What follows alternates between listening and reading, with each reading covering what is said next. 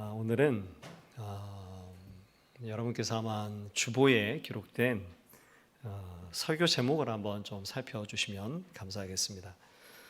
설교 제목이 조금 이상하게 남아져 있습니다. 하요일 이렇게 되어 있고 너희는 그리스도의 것이라 이렇게 지금 설교 제목을 잡았는데요. 지면이 부족해서 이런 약자를 공식적인 문서에 쓰는 것이 그렇게 합당한 것은 아니겠지만 그래서 하요, 이 하요는 하이델베르크 요리문답, 그래서 어떻게 표현할 방법이 없어서 그래서 하요 이렇게 해 두었습니다. 이미 여러분들께 알려드렸던 바와 같이 오늘 그러니까 이번 주부터 시작해서 우리 장년들과 함께 예배하는 장년 예배는 물론이고 우리 전 교육 부서들과 모든 부서들이 약 한 1년 정도쯤 아마 올해 말 정도나 내년 한 초 정도까지의 시간이 걸리지 않을까 그렇게 생각되는데요. 우리가 교리를 중심으로 해서 말씀을 나누려고 합니다.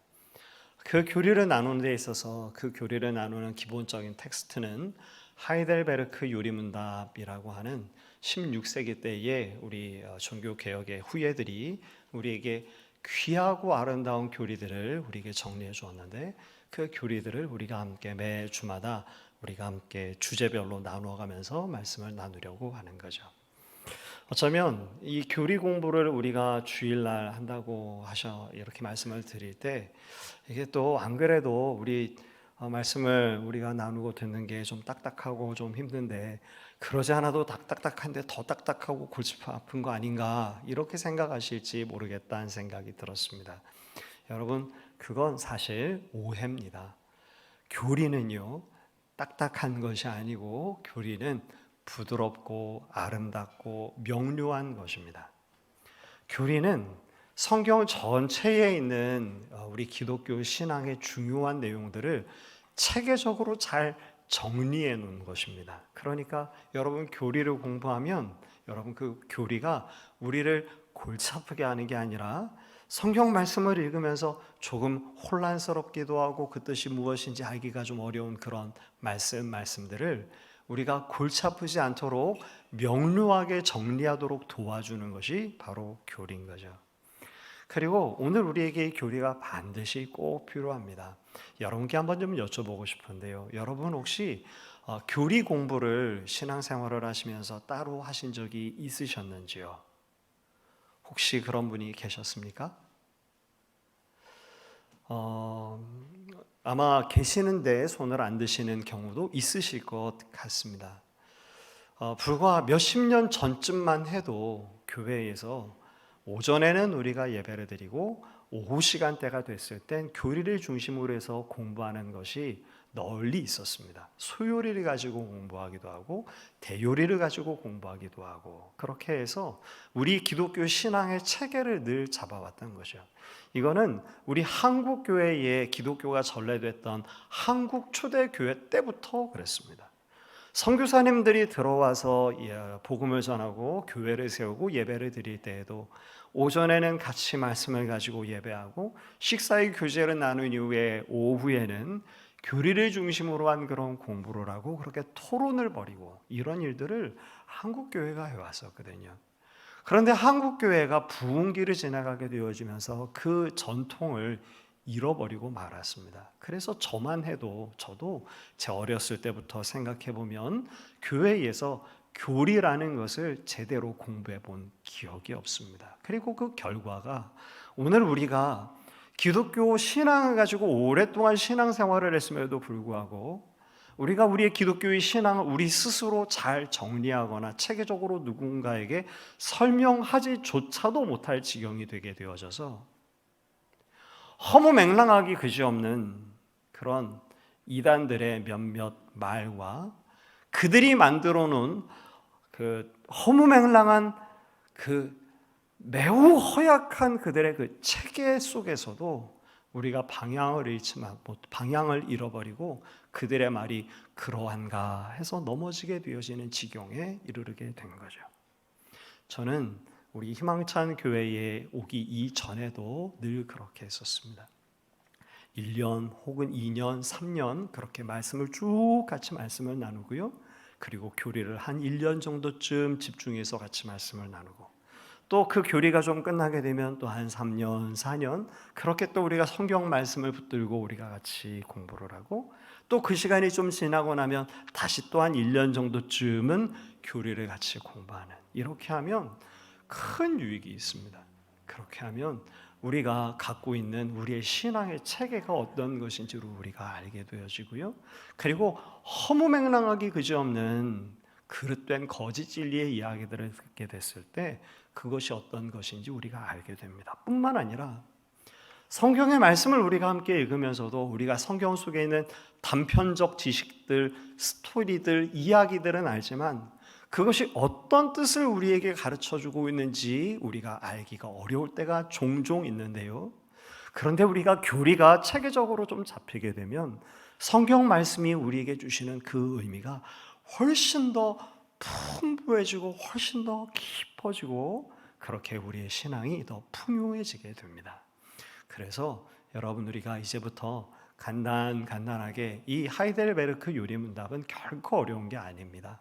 16세기 때에 청년들을 대상으로 해서 우리가 믿는 기독교의 내용들을 체계적으로 요리지요. 그걸 문답의 형식으로 전수하고 가르쳐 주기 위해서 종교개혁의 후예들이 만들어낸 이야기들이거든요.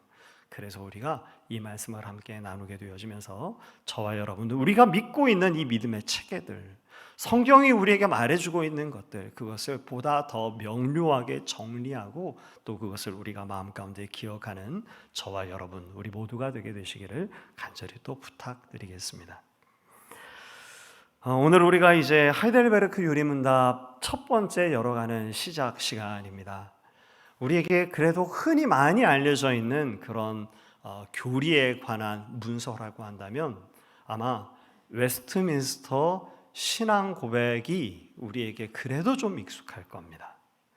장로교는 바로 이 웨스트민스터 표준 문서에 우리가 기반해서 신앙을 우리가 닦아와 왔기 때문에 우리가 중요한 임직의 자리가 있거나 그럴 때면 그렇게 묻거든요.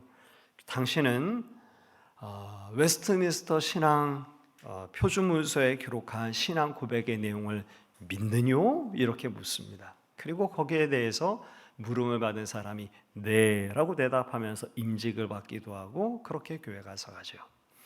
그런데 그 웨스트민스터 신앙 고백은 우리에게 그래도 제 첫 번째 일문이 조금 익숙합니다.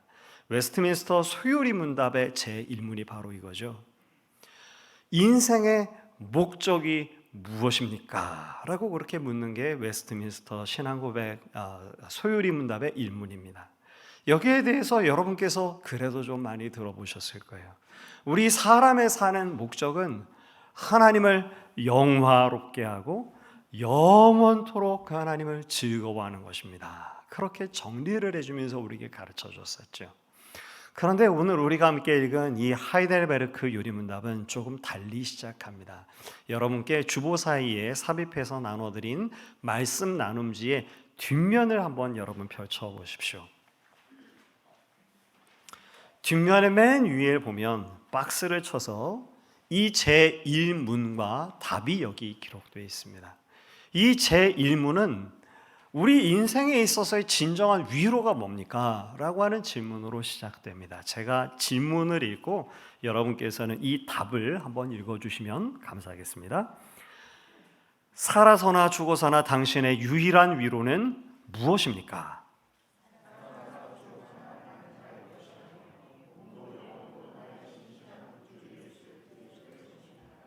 아멘.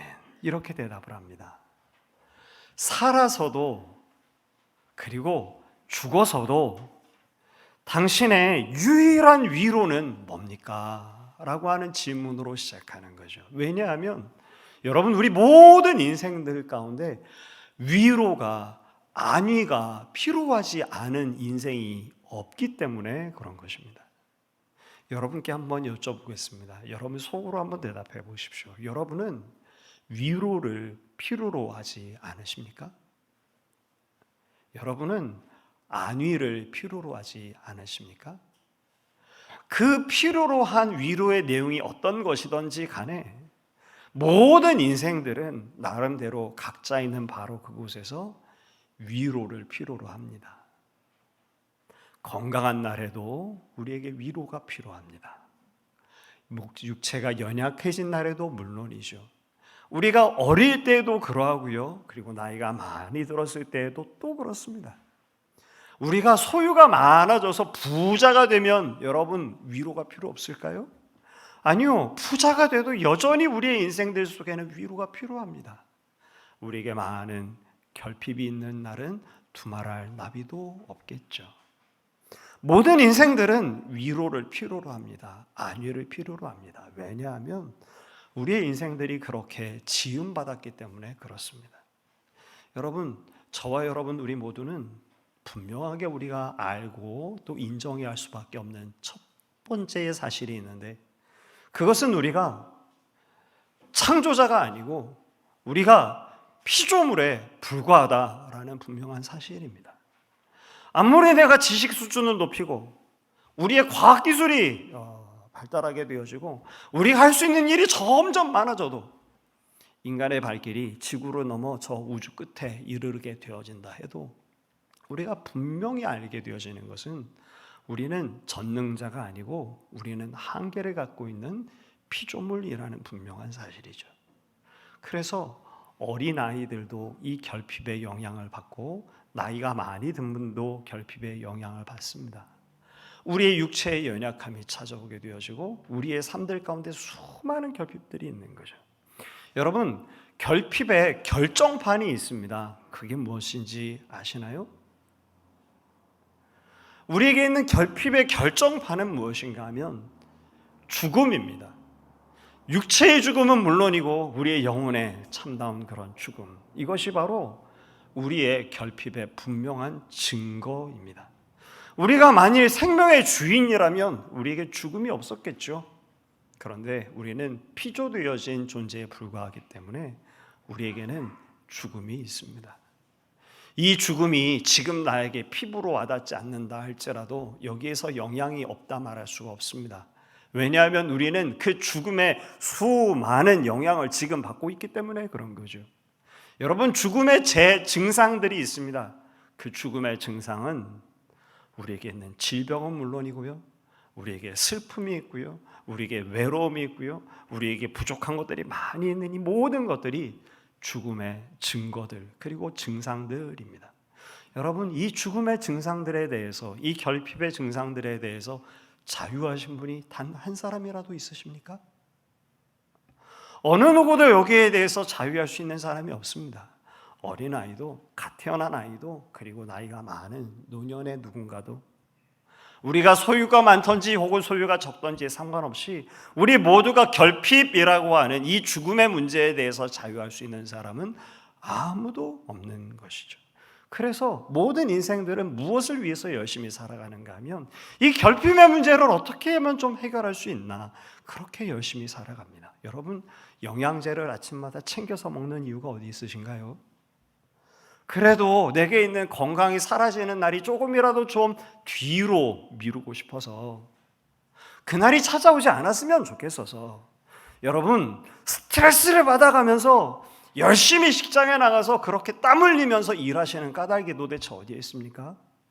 돈을 좀 벌어야 내가 좀 안위할 수 있고 내가 조금 더 우리의 삶이 윤택해질 수 있기 때문에 내 자식들 공부라도 좀 시키려고 그러면 뭔가 그래도 조금 더 뭔가 가지고 있어야 가르칠 수 있었겠기에, 내가 노년이 됐을 때 좀 고생하지 않으려면 지금 내가 땀 흘려야지 라고 하는 그런 것들 때문에, 그래서 여러분, 우리가 지금 열심히 일하고 있는 거 아닙니까? 그러니까 이 모든 일들이 우리에게 있는 결핍의 문제를 해결하기 위해서 우리가 수고하고 있는 모든 것들인 것입니다.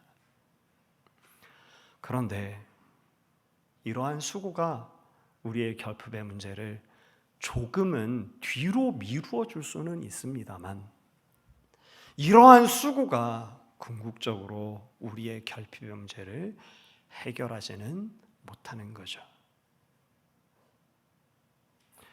인생들은 모두 그렇게 스스로의 결핍의 문제를 해결하기 위해서 살아갑니다. 이 이야기는 오늘 우리의 이야기가 아니라 사실은 아담과 하와 때부터의 이야기입니다.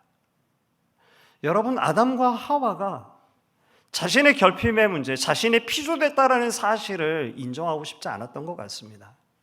피조되어졌으니 생명의 주인이 되시는 하나님을 의지해서 살아야 되는 게 아담과 하와의 바른 삶의 모습이었죠. 그 하나님의 생명의 공급함을 받고 그 하나님의 뜻에 순복하면서 그 하나님과 동행하면서 살아야 됐던 것이 아담과 하와였습니다. 그런데 그렇게 하고 싶지 않았던 거죠. 사단이 유혹을 합니다. 네가 저 하나님처럼 되고 싶지 않냐? 저 하나님을 의지할 것이 아니라 네가 스스로 하나님이 돼서 네 인생의 주인이 바로 네가 돼서 네가 원하는 것을 위해서 살면 그러면 행복하고 기쁘고 만족이 있지 않겠냐? 그러니 너는 저 하나님처럼 되라 라고 유혹했던 내용이 선악과를 따먹으면 그러면 네가 저 하나님처럼 될 것이다 라고 유혹했던 아담과 하와의 유혹이었죠. 아담과 하와가 사단의 유혹에 넘어갑니다. 그래서 선악과를 따먹죠. 열매 하나 따먹은 거 그게 도대체 뭐 대수라고. 여러분, 그거 먹은 것 때문에 온 인류가 저주를 받았을까요? 아닌 겁니다. 열매 먹은 것 때문이 아니라 하나님과 결별을 하고 본인 스스로가 하나님 되려고 했던, 하나님으로부터 독립선언해서 내가 내 마음대로 내가 하나님 돼서 살겠다고 피조물인 그가 창조주인 것처럼 살려고 했던 바로 그것이 하나님과 원수되게 되어지는 결과를 갖고 되었고, 생명을 얻기는커녕 여러분께서는 우리가 주님의 말씀에 순복하면 생명을 주신 주인이신 우리 하나님께서 그 주님께 순복하는 이에게 생명 주시는 것을 믿으시나요? 사단은 정반대입니다. 사단의 말을 따르면 그 말은 몹시 달고 미끄러워서 그럴듯하게 들려지지만 사단의 말을 따르면 생명을 주는 게 아니라 사망을 줍니다. 지금 아담과 하와가 그렇게 생명의 주인이신 하나님의 말씀을 따르기를 거절하고 사단의 말을 따른 거죠. 그리고 그 결과 아담과 하와는 사망을 그 값으로 받은 것이고, 그래서 오늘 우리는 죄의 삭은 사망이다, 그렇게 우리가 말하고 있는 것입니다. 아담과 하와가 저 먼 옛날 그랬을 뿐만 아니라 오늘 그 아담과 하와의 후손이 되어진 오늘 우리들도 여전히 내 스스로가 하나님 노릇하면 내게 만족이 있고 내 안에 참다운 위로가 안위가 있을 것이라고 생각하며 살 때가 많습니다. 그래서 그렇게 사는 사람들, 아니 모든 인생들이 대표적으로 위안을 찾고 안위를 찾으려고 하는 것은 두 가지입니다. 첫 번째는 사람이고 두 번째는 돈이죠. 여러분, 하나님이 없이 내 스스로의 결핍을 채우려고 하는 사람, 그가 어디에서 위로를 얻으려고 할까요? 그건 첫 번째로 사람입니다. 그런데 여러분, 이제 조금만 살아보면, 어린아이가 아닌 이상 여러분 사회생활을 조금만 해봐도 우리가 어디 사람에게서 위로를 얻을 수 없다라는 것을 여러분 잘 알지 않으시나요? 여러분께 여쭤보고 싶습니다. 사랑하는 성도 여러분, 사람에게서 참다운 위로를 받을 수 있으십니까? 이상한 일이죠. 등 뒤에 비수를 꽂는 사람이 있습니다. 그런데요, 등 뒤에 비수를 꽂는 사람은 왜 꼭 내가 믿고 의지하던 사람일까요? 그거 여러분 다 경험하고 계시는 거 아닙니까? 이상한 일입니다. 사람은 우리에게 참다운 위로를 주지 못하고요, 등 뒤에서 비수 꽂는 사람은 이상합니다. 항상 꼭 반드시 믿고 의지하는 사람이 등 뒤에서 비수를 꽂습니다. 어린아이가 아닌 이상 이걸 다 알고 있죠. 다시 한번 여러분께 여쭤보고 싶습니다. 사랑하는 성도 여러분, 사람이 우리의 위로의 대상이 될 수 있겠습니까? 없습니다. 제가 목회를 처음 전도사로 배울 때 저에게 목회를 가르쳐 주셨던 멘토 되셨던 목사님이 저에게 첫 번째로 줬던 가르침 1번 1절이 바로 이거였습니다. 몇 차례 여러분께 말씀을 드린 적이 있는데, 성도는 신뢰의 대상이 아니다, 성도는 사랑의 대상이다, 이렇게 말씀해 주시더라고요. 그래서 그런 줄 알았어요. 그리고 이제 한 20년 조금 더 지났죠. 그리고 이게 목사님이 나한테 가르쳐준, 저에게 가르쳐준 1절이라면 2절이 있구나. 이제는 이 2절을 내가 덧붙여서 이것을 성도님들과 같이 나눠야 되겠구나 싶습니다. 1절은 성도는 신뢰의 대상이 아니고 사랑의 대상이다라는 게 제가 멘토 목사님께 배운 첫 번째 1절이었습니다. 2절은 이런 겁니다. 사랑하는 성도 여러분, 목사는 신뢰의 대상이 아닙니다. 목사도 사랑의 대상입니다. 목사를 신뢰하면 여러분 거기서 위로 얻을 수 있을까요? 예, 그런 날도 있어야 되겠죠. 아니요, 그러기를 간절히 바랍니다. 그렇지만요, 목사에게 실망하는 날 꼭 올 겁니다. 왜냐하면 목사도 사람이고 그래서 신뢰의 대상이 되지 못하거든요. 성도가 신뢰의 대상이 아니다, 사랑의 대상이다. 이건 1절이고요. 2절을 이제 저는 덧붙입니다. 목사도 신뢰의 대상 아닙니다. 사랑하는 성도 여러분, 그러므로 목사를 신뢰하지 마십시오. 목사도 신뢰의 대상이 아니고 실수가 많고 넘어지기를 잘하는 그런 그저 사랑의 대상이 될 수밖에 없는 게 또 목사이기도 합니다. 결론적으로 사랑하는 성도 여러분, 사람은요, 신뢰의 대상 혹은 위로의 대상, 위안의 대상이 될 수 없습니다. 여러분 자녀가, 내 몸에서 나온 자녀를 여러분 위로의 대상으로 삼을 수 있으십니까? 일부 예배 때 성도님들께 이런 질문을 드렸더니 대답을 하지 않으시는데 성도님들께서 피식 웃으시는 것 같더라고요. 자식이 어떻게 신뢰의 대상, 위로의 대상이 되겠습니까? 안 되죠. 그저 자식도 사랑의 대상일 뿐입니다. 부모님은 안 그럴까요? 아이들에게 물어보면 아이들도 나름대로 엄마에게, 아빠에게 받는 상처들이 많더라고요. 사람은 그가 누구든지 위로의 대상이 될 수 없는 것을 이 시간 다시 한번 기억하고 그것을 절감하는 저와 여러분 되기를 간절히 소망합니다. 그러니까 사람에게 상처받을 때 그건요, 원래 그냥 그런 겁니다. 원래 상처를 안 주면 그게 감사한 거죠. 그렇죠? 그리고 두 번째로, 내 스스로 나의 결핍을 채우려고 하는 사람이 의지하는 두 번째는 아마도 돈일 겁니다. 그런데 여러분, 우리가 또 알고 있죠. 돈이 우리에게 위로를 주는 위로, 그건 유효기간이 굉장히 짧습니다. 돈이 우리에게 좀 많아지면 왜 기쁨이 없겠습니까? 보너스가 생기면요, 기쁘지요. 당장이라도 가서 저녁에 회식이라도 한번 좀 하고 싶고요. 살림살이가 작년보다 조금 나아지면 그게 왜 기쁘지 않겠습니까? 내가 사는 삶의 질이 전보다 조금 더 좋아진 것 같으면 그게 적지 않은 위로가 되는 것도 사실입니다. 그런데 그 위로가 얼만큼 가시던가요? 그 위로가 얼마나 허망없습니까? 또 어느 날 내가 이만큼 갖고 있는가 보다 싶었는데 어느 날 바람 불듯 훅 부러지기 시작하면 삽시간에 없어져 버리고 마는 게 바로 물질들 아니던가요?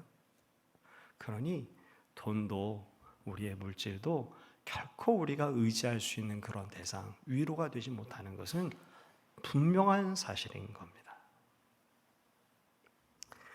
오늘 우리가 함께 읽은 첫 번째 문, 살아서나 죽어서나 당신의 유일한 위로는 무엇입니까? 이에 대한 첫 번째 대답이, 그래서 살아서나 죽어서나 나는 나의 것이 아니라는 점입니다. 이렇게 대답한 겁니다. 내 스스로 내 결핍의 문제를 해결하려고 하는 거, 아담적인 그런 모습으로 살아가는 거, 내가 스스로 하나님 되면 그러면 위로가 될 것이라고 세상은 우리를 속이지만 결코 그렇지 않다라는 것을 오늘 우리는 분명하게 인정할 수밖에 없는 것이죠. 그리고 하이델베르그 유리문답의 답은 이렇게 우리에게 대답해 주고 있는 겁니다. 여러분 다시 한번 좀 여러분이 갖고 계신 종이를 보시고 그 답을 다시 한번 우리 같이 한 목소리로 읽어보도록 하겠습니다. 같이 읽겠습니다. 살아서나 죽어서나 나는 나의 것이 아니요 몸도 영혼도 나의 신실한 구주 예수 그리스도의 것입니다.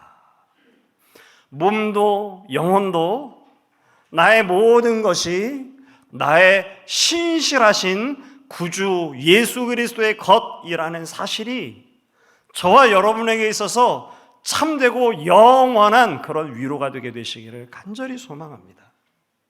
그런데 이게 우리에게 느껴지기가 참 쉽지 않습니다. 왜냐하면 지극히 딱딱한 문장처럼 우리에게 되어져 있고, 그리고 우리가 이 사실들을 우리가 망각할 때가 너무나도 많기 때문에 그런 거죠.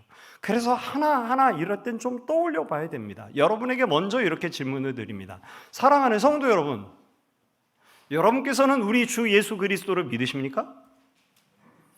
여기는 기본적으로 우리 다 교회시잖아요. 그러니까 여기서는 다 아멘 하셔야 됩니다. 다시 여쭤보겠습니다. 사랑하는 성도 여러분, 여러분께서는 우리 주 예수 그리스도를 믿으십니까? 아멘, 믿죠. 그리고 이제 여러분 다시 질문을 드리겠습니다. 그 주님이 여러분께 신실하신 분이십니까? 나의 작은 신임에도 우리를 멸시치 않고 나의 기도를 들어주시던 신실한 분이 맞으십니까? 나보다도 나를 더 잘 아셔서 나를 보호하시고 인도하시는 하나님, 그 신실하심을 여러분은 경험하셨습니까? 여기에 대해서 아멘으로 응답해 주시는 것에 너무나도 감사합니다. 우리 안에 그 하나님의 신실하심이 늘 새롭고 망각되지 않고 그것이 새롭게 기억되게 되어지기를 저는 간절히 소망합니다. 이것을 우리는 자꾸 잊어버립니다. 아니, 우리만이 아니라 모든 인생들이 그렇습니다. 이스라엘 백성들이 그 광야 시절을 통과하고 가나안 땅에 들어가자마자 그들이 한 게 뭔지 아시나요? 잊어버리는 일이었습니다. 그 하나님의 신실하심, 그 하나님의 위대하심, 그 하나님의 특별하심, 이것을 어떻게 그렇게 잊어버릴까요? 그런데 이스라엘 백성만이 아니라 우리도 그렇죠. 그 하나님의 신실하신 손길을 여러분 경험했다가도 그것을 어떻게 그렇게 잘 잊어버리는지, 오늘 그 주님의 신실하심을 다시금 기억하고 떠올릴 수 있는 저와 여러분 되게 되시기를 간절히 소망하고, 그리고 여러분 그에 대해서 혹시 대답하기가 조금 어려운 분이 계시다면 그럴 수 있거든요. 주님이 신실하다는 게 도대체 어떤 뜻인지 잘 모를 수 있습니다. 그 경우는 이런 경우일 경우가 10중 8구입니다. 신실하심을 경험하는 사람이 있고 주님의 신실하심을 경험하지 못하는 사람이 있습니다. 신실하심을 경험하는 사람과 신실하심을 경험하지 못하는 사람의 차이는 어디에 있는가 하면 하나님을 참으로 중심으로부터 의지했는가 하지 않았는가 합니다. 하나님을 의지하는 자들에게 우리 주님께서는 단 한 번도 우리를 멸시하거나 실망시키지 않으시고 우리 주님께서는 그 하나님의 신실함을 나타내십니다. 내가 원했던 시점, 내가 원했던 방식과는 좀 다를 수 있겠으나 우리의 생각, 우리의 기대보다도 더 뛰어난 방식으로 우리 하나님은 우리가 하나님을 의지할 때 반드시 응답하십니다. 언젠가 아이들이 저에게 물어보더라고요. 아빠는요 하나님을 만나셨잖아요. 만났지. 근데 있잖아요, 그게 모든 사람이 경험하는 건 아니잖아요. 그러더라고요. 왜? 너는 그걸 만나지 못한 것 같아서? 그런 거 있잖아요. 뭐 이렇게 얘기를 하는 거죠. 여러분, 누가 하나님을 만나고 누가 하나님의 음성을 들을 수 있을까요? 하나님께서 그 하나님을 중심으로부터 찾는 자를 안 만나 주실까요? 여러분은 그런 하나님을 믿으면서 교회에 나와 앉아 있는 것입니까? 우리 하나님은 어떤 분이십니까? 우리 하나님은 그 하나님을 중심으로 만나기를 원하는 이들을 단 한 번도 외면치 아니하시고 만나주시는, 그것이 눈과 눈으로 보는 것은 물론 아니죠. 그러나 결코 우리가 부인할 수 없는 확실한 방법으로 우리를 만나주시는 하나님이십니다. 그 하나님의 음성이 누구에게 들릴까요? 하나님의 말씀을 듣기를 간절히 원해서 그 하나님께 귀를 기울이는 이에게 우리 하나님께서 말씀을 안 하시는 분이십니까? 그런 하나님을 믿는 그런 경우는 없죠. 우리가 그 하나님의 신실하심이 어떤지 잘 모른다면 그 이유는 10중 8구 전부는 아닐 겁니다. 그 외에도 다른 이유가 있을 수 있겠죠. 그런데 10중 8구는 그 하나님의 신실하신 그 일하심을, 그 돌봄을 간절히 바라본 적이 없기 때문일 겁니다. 오늘 우리가 이 대답 속에서 한 구절 한 구절을 좀 곱씹으면서 말씀을 보고 있는데요. 나의 몸도 영혼도 나의 신실한 구주 예수 그리스도의 것입니다 라고 얘기했습니다. 주님 것이라는 거죠. 우리가 주님의 것이라는 겁니다. 내 몸도 내 영혼도 나의 모든 존재가 주님의 것이라는 것입니다. 어떻게 해서 우리의 모든 것이 주님의 것이 됐을까요? 이것이 그냥 선언하게 되는 게 아닙니다. 여러분, 그런 거죠. 제가 참 사랑하는, 제가 정말 참 좋아하는 성경책이 여기 있습니다. 제가 가진 이 성경책은 좀 비싼 성경입니다. 왜냐하면 표지가 천연 가죽이거든요. 그래서 제가 이 성경을 제가 참 좋아하고 그리고 값진 그런 성경입니다. 여러분, 근데 이게 제 거가 됐을 때는 이유가 있습니다. 그냥 이건 앞으로 내 거, 그렇게 해서 내 거가 되는 법은 없습니다. 이 성경책이 제 거가 됐을 때는 어떻게 했는가 하면 그에 해당하는 값을 제가 지불을 했습니다. 그렇게 해서 이게 제게 된 거죠. 우리 주님께서 말씀하십니다. 우리의 몸도 영혼도 주님의 것이라고 말씀하시죠. 어떻게 해서 우리가 주님의 것이 됐습니까? 주님께서 앞으로 그냥 넌 내 거, 아니요, 그러지 않으시고 주님께서 값을 치르셨습니다. 비싼 값을 치르셨습니다. 주님께서 십자가에 달리셔서 당신의 피를 한 방울도 남기지 않고 흘리심으로 그 당신의 피값으로 우리를, 그리고 교회를 샀다고 주님께서 말씀을 하십니다. 그래서 우리가 주님의 것이 된 것이죠. 그래서 우리가 주님의 것, 나의 몸도 나의 영혼도 주님의 것, 신실하신 주님의 것이 됐다라는 의미는 주님께서 우리의 모든 것들을 책임지신다라는 그런 뜻입니다.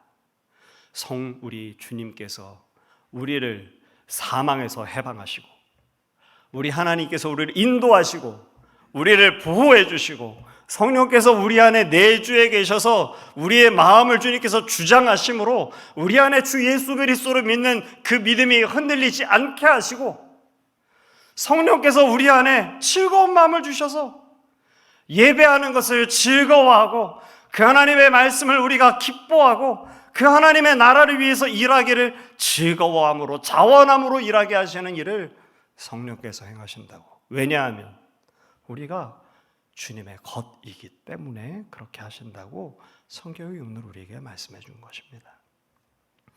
저는 이제 말씀을 좀 마무리하려고 합니다. 사랑하는 성도 여러분, 이 분명한 사실, 이건 모르는 사람 저는 없을 것이라고 믿어요. 우리의 진정한 위로가 어디 있을 겁니까? 그러면 진정한 위로는 주 예수 그리스도 그리고 우리 하나님께 있습니다 라고 교회 생활을 하신 분들은 다 대답할 겁니다. 사실 지난 주 중에 저희 순장님들과 허심탄회하게 이런저런 얘기를 하다가 제가 그런 얘기를 했어요. 예, 저도요, 하나님께서, 우리 주님께서 저의 진정한 위로가 된다는 걸 믿습니다. 그런데 그게 좀 어떨 땐 서글프더라고요. 왜 나는 주님 밖에 내 위로가 없나? 어떤 뜻인지 아시겠어요? 왜 난 좀 사람이 내게 좀 위로가 되는 사람도 있으면 참 좋을 텐데 왜 그게 없을까 싶어서 서글플 때도 있더라고요. 제가 그렇게 고백했었습니다. 그런데 말씀을 준비하다가 이게 참 부끄러운 고백이구나 라고 깨닫게 됐습니다. 어떻게 사람의 위로와 주님의 위로를 내가 비교했나?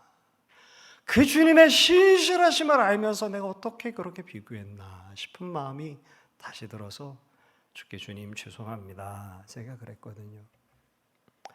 말씀을 맺으려고 합니다. 사랑하는 성도 여러분, 여러분은 여러분의 유일한 위로가 우리 주님이신 것을 믿는, 그리고 그것으로 인해서 참다운 위로를 받는 저와 여러분들이 모두가 되게 되시기를 간절히 소망합니다. 이 사실을 여러분 의심하지 마십시오.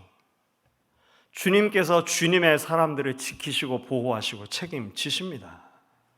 우리가 때때로 우리가 염려하고 근심하고 불안할 수 있습니다. 왜냐하면 주님의 일하시는 방식이 우리가 생각하는 방식, 내가 원하는 때가 아닌 경우가 종종 있기 때문에 그렇죠. 난 좀 주님께서 이렇게 해주셨으면 좋겠는데, 그런데 그 방법으로 우리 주님께서 일하지 아니하실 때가 종종 있어서 그래서 우리가 자꾸 불안할 때가 있고, 그리고 염려할 때가 있고, 하나님이 아닌 다른 위로를 찾으려고 할 때가 있습니다. 그러나 여러분 그렇지 않습니다. 여러분의 신앙생활의 과거를 한번 돌이켜 보십시오. 우리 주님께서 얼마나 신실하셨는지요. 그리고 그 주님이 참으로 우리가 의지할 만한 위로의 대상이 되는 것입니다. 이 위로를 얻기 위해서 오늘 우리 공동체에게 필요한 것이 한 가지 있다 싶어서 말씀을 덧붙입니다. 여러분, 우리의 인생에 있어서의 가장 유일한 위로는 오직 주 예수 그리스도밖에 없습니다. 내가 주님의 것이라는 것이 가장 크고 확실한 보증이고, 그리고 그게 위로입니다. 그런데 연약하여지고 힘든 날이 이르를 땐 그게 어떻게 그렇게 와닿지 않을까요? 환난을 만나고 고난을 만나고 염려와 근심에 사로잡히게 되어지면 이 분명한 진리가요, 잘 믿겨지지도 않고 의심스럽고 귓가에 잘 들어오지도 않는 날이 있습니다. 그때 무엇이 필요할까요? 그때 필요한 게 신앙의 공동체 아니겠습니까? 그때 우리가 독립군 아니잖아요. 그때 우리가 필요한 거 아니겠습니까? 그런 사람을 우리가 봤을 때 그때 우리가 돕는 거 아니겠습니까? 그때 힘내라고 어깨를 두드려주고 손을 잡아주는 거 아니겠습니까? 그래서 그 어려운 시간을 조금 지내고, 그렇지, 내가 지금 정신이 나갔지, 나한테 진짜 위로는 사람도 아니고 물질도 아니고 그 어떤 무엇도 아니고 나의 진짜 위로는 주님이 나를 주님의 것으로 삼으셨다는 사실이지 라는 것을 다시금 떠올리게 되는 날까지 공동체가 그 한 사람 한 사람 우리 모두를 붙들어 가는 것이라고 저는 믿습니다. 오늘 우리가 이제 기도하려고 합니다. 여러분, 우리 같이 마음을 모아서 기도할 때 우리 주님의 신실하심을 한번 다시 떠올려 보십시오. 신음같이 내뱉는 나의 기도, 아니 기도 같지도 않은 기도에도 들으시고 하나님께 의지했던 것에 응답하시는 그 하나님, 그 하나님의 신실하심을 여러분 상기해 보십시오. 만일 그 경험이 없으시다면 주님, 제가 주님 의지하고 싶습니다 라고 아뢰십시오.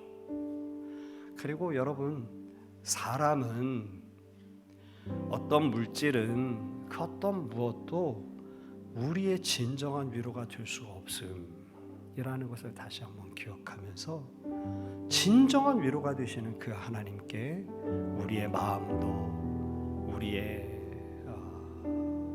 염려도 근심도, 우리의 모든 것도 주 앞에 드리는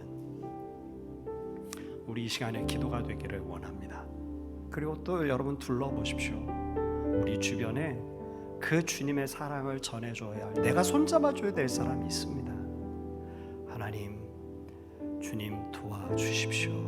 우리가 같이 잠시 말씀 기억하면서 기도하겠습니다.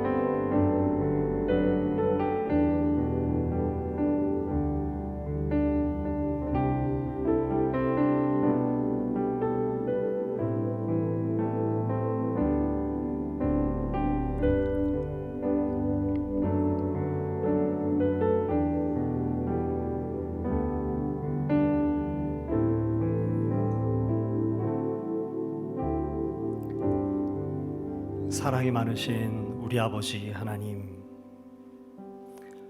때때로는 우리가 주님의 그 놀라운 지혜를 다 헤아릴 수가 없어서, 그래서 주님이 과연 신실한 분이신가 우리가 의심할 때도 있습니다. 불안할 때도 있습니다.